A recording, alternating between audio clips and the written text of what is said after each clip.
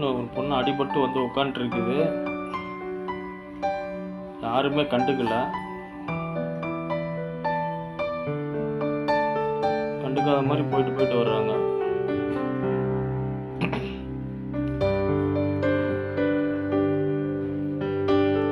இதே நம்ம ஊராக இருந்தால் என்னாச்சுமா ஏதாச்சுமான்னு வந்து கேட்டிருப்போம். இது வெளிநாடுங்க. பக்கத்துலேயே ஒருத்தன் நின்று பார்த்துட்டு இருக்கிறேன், என்ன ஏதுன்னு கூட கேட்கல.